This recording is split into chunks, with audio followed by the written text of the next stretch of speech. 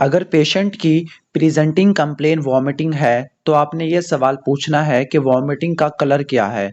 अगर वॉमिटिंग का colour green हो, ग्रीनिश वॉमिटिंग को बोलते हैं बिलस वॉमिटिंग। और बिलस वॉमिटिंग कब होती है? जब ऑब्स्ट्रक्शन होती है distal to second part of duodenum. एक बात याद रखना है कि जो सेकंड पार्ट ऑफ डूडीनम है, इसके अंदर आपका बाइल डक्ट और पेनक्रियाटिक डक्ट एम्पुला वेटर के ऊपर जाके खुल जाती है, मेजर डूडिनल पैपिला के लेवल के ऊपर ओपन होती है। तो सेकंड पार्ट ऑफ डूडिनम से पहले अगर ऑब्स्ट्रक्शन है तो जो वॉमिटिंग होगी वो नॉन बिलस वॉमिटिंग होगी। अगर सेकंड पार्ट ऑफ डूडिनम से ऑब्स्ट्रक्शन डिस्टल है, ऑब्स्ट्रक्शन अगर डिस्टल है सेकंड पार्ट ऑफ डूडिनम से, तो कौन सी होगी? बिलस वॉमिटिंग। अगर प्रॉक्सिमल है, इससे पहले है, तो नॉन बिलस वॉमिटिंग होगी। ठीक हो गया। और असल में सेकंड पार्ट ऑफ डूडिनम के लेवल पे एक लिगामेंट होता है, this is called ligament of tits. Ligament of tits एक इम्पोर्टेंट है क्योंकि इससे पहले अगर ऑब्स्ट्रक्शन होती है तो वो नॉन बिलस वॉमिटिंग कराएगा, इसके बाद होती है तो बिलस वॉमिटिंग। अगर इससे पहले जो ब्लीडिंग होती है, इससे पहले जो स्ट्रक्चर्स की जो ब्लीडिंग होती है, वो बोलते हैं अपर जीआई ब्लीड। इससे नीचे जो ब्लीडिंग सोर्स होता है उसको लोअर जीआई ब्लीड कहते हैं। क्लियर?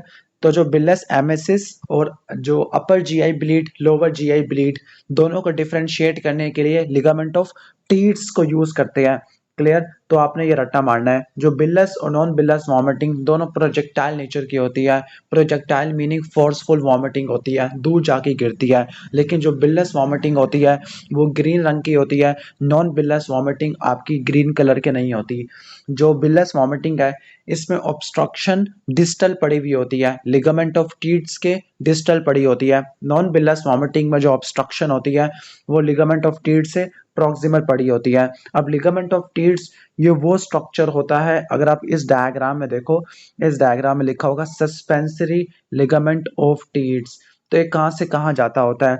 ये डायाफ्राम के राइट करस को जोड़ता होता है डूडिनो जूजिनल फ्लैक्चर के लेवल पर। Duodenojejunal flexure, this is the ligament of tits.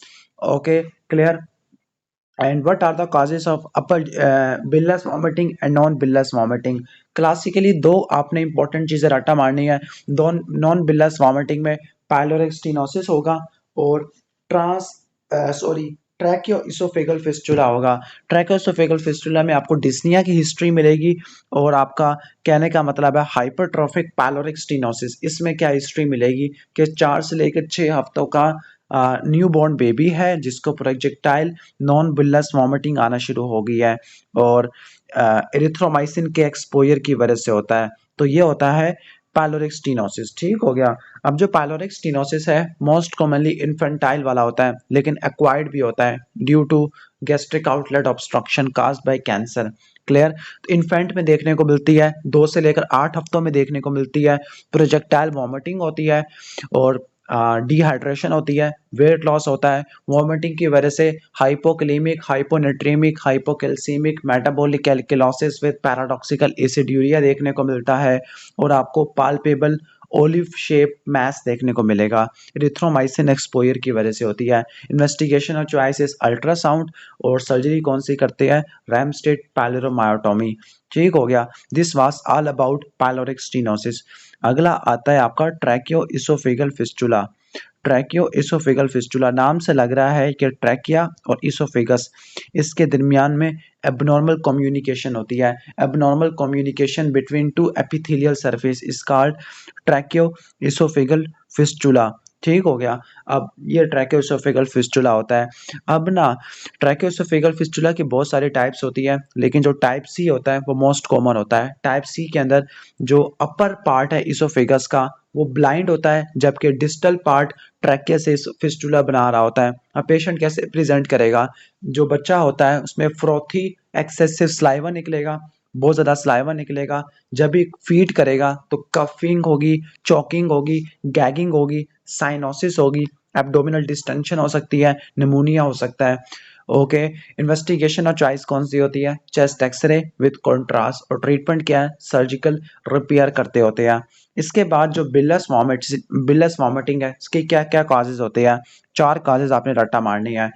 मिमोनिक है, मेड, MAID, मैल रोटेशन, ए से एनुलर पेनक्रियास, आई से इंटेस्टाइनल एट्रेजिया और डी से डूडिनल एट्रेजिया। वैसे डूडिनल इंटेस्टाइनल एक ही उसमें ले लेंगे। एक बात रट्टा मारना, डूडिनल एट्रेजिया में डबल बबल साइन होता है, जूजिनल एट्रेजिया में ट्रिपल बबल साइन होता है। अगर गैस्ट्रिक आउटलेट ऑब्स्ट्रक्शन होती है तो उसमें सिंगल बबल साइन होता है। और कोई गैस्ट्रिक शैडो नजर नहीं आ रहा तो उसका मतलब है एकलेजिया कार्डिया है। उम्मीद है कि समझ आ गया होगा। और डूडिनल एट्रेजिया, हर्शब्रग डिजीज, ये डाउन सिंड्रोम में आपको देखने को मिलते होते हैं। क्लियर, इनकी इंपॉर्टेंट एसोसिएशन बता दी है मैंने। तो डूडिनल एट्रेजिया क्या होता है? एट्रेजिया जब भी वर्ड आ जाए तो उसका मतलब है जो ल्यूमेन है, ल्यूमेन 100% ओब्लिटरेट है। नॉर्मली ऐसा होता है कि जो होलो विसरा है उनकी रिकैनालाइजेशन होती है, उनका ल्यूमेन क्रिएट होता है। लेकिन अगर उसका ल्यूमेन ही क्रिएट ना हो, 100% कंप्लीटली ब्लॉक हो इनका ल्यूमेन, तो उसको बोलते हैं एट्रेजिया।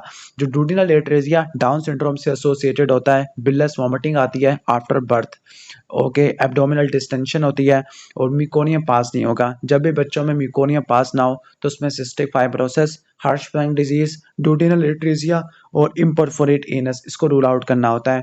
कैसे डायग्नोस करोगे? प्रीनेटल अल्ट्रासाउंड कराओगे जिसमें आपको डबल बबल साइन देखने को मिलेगा। और अब इसका ट्रीटमेंट क्या है? डूडिनोस्टमी वगैरह करते होते हैं। This was all about duodenal atresia. Next है एनुलर पेनक्रियास। एनुलर बोलते हैं रिंग को।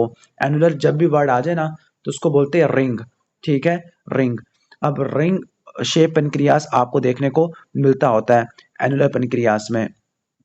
अ, अब इसकी ना थोड़ी सी पैथोफिजियोलॉजी इतनी ज़्यादा अंडरस्टूड नहीं है, उसको हमने रट्टा मारना भी नहीं है। बस एनुलर में क्या होगा, ये कॉन्जेनाइटल डिजीज है जिसमें पेनक्रियाटिक टिश्यू होगा, वो डूडिनम के अराउंड रिंग बना लेगा, डूडिनम के अराउंड रिंग बना लेगा, जिसकी वजह से क्या होगा, वो डूडिनम को ब्लॉक करेगा और फूड आगे पास नहीं हो पाएगी। अब असल में होता क्या है, जो पेनक्रियास के दो होते हैं बड, वेंट्रल पेनक्रियाटिक बड और डोर्सल पेनक्रियाटिक बड। वेंट्रल ने पीछे आना होता है, लेकिन अगर वो रोटेट ना हुआ और डोर्सल और वेंट्रल फ्यूज कर गए तो एनुलर पेनक्रियाज हो जाएगा। अब इसमें क्या पेशेंट प्रेजेंट करेगा, वही ऑब्स्ट्रक्शन के साथ, के ऑब्स्ट्रक्शन के चार ही कार्डिनल फीचर होते हैं, एब्डोमिनल पेन, वॉमिटिंग, डिस्टेंशन और कॉन्स्टिपेशन। क्लियर, ऑलमोस्ट ये है। और इसकी भी एसोसिएशन आपको डाउन सिंड्रोम के साथ देखने को मिलती होती है। अब इसमें आप क्या कराते होते हैं, आपने एक्सरे कराने हैं और आपने ईआरसीपी वगैरह करानी होती है, और इसके अंदर भी आप डूडिनोस्टमी करते हैं। तो डूडिनोस्टमी एनुलर पेनक्रियास में और डूडिनल एट्रेजिया में करते होते हैं। इसके बाद है आपका वॉल्वुलस।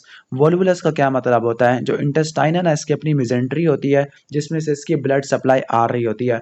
वॉल्वुलस ये वो कंडीशन है जिसमें इंटेस्टाइनल लूप होता है, वो अपने ही गिर्द, अपने ही मिजेंट्री के अराउंड ट्विस्ट हो जाता है, जिसकी वजह से बोवल ऑब्स्ट्रक्शन होती है। असल में जो ट्विस्टिंग होती है लूप ऑफ बोवल की, उस ट्विस्टिंग की वजह से क्या होगा, मिजेंटरी कंप्रेस होगी।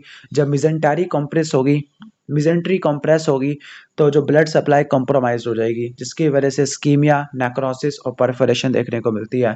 मोस्ट कॉमनली जो वाल्वुलस होता है वो सिग्मॉइड कोलोन में होता है, लेकिन बच्चों में मिड गट का वाल्वुलस आपको देखने को मिलता होता है।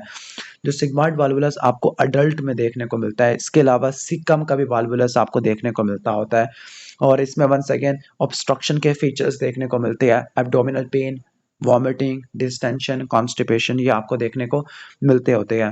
क्लियर। अब इसमें आप एक्सरे कराओगे तो आपको डिस्टेंडेड बोवल लूप्स देखने को मिलेंगे। आप कहने का मतलब है रेडियोलॉजी वगैरह बेरियम अनीमा कराओगे तो आपको क्या देखने को मिलेगा। वैसे एक्सरे पे आपको कॉफी बीन साइन वगैरह भी देखने को मिल सकता है, ओमेगा साइन भी आपको देखने को मिल सकता होता है। तो ये सारी चीज़ें होती है बिलस और नॉन बिलस वॉमिटिंग की। उम्मीद है कि समझ आ गया होगा। अगर आप इस डायग्राम में देखोगे तो इसमें आपको मल्टीपल एयर फ्लूइड लेवल देखने को मिल रहे हैं, जो कि इंटेस्टाइनल ऑब्स्ट्रक्शन में देखने को मिलते हैं, और वो भी स्मॉल बोवल ऑब्स्ट्रक्शन में। क्योंकि जो लार्ज बोवल ऑब्स्ट्रक्शन होती है वो पेरिफेरी, मतलब पेरिफेरी वाले एरिया में होती है। सेंटर में जो होती है वो स्मॉल इंटेस्टाइन की होती है। क्लियर, ऑलमोस्ट ये पॉइंट मैंने कवर करवा दिया है।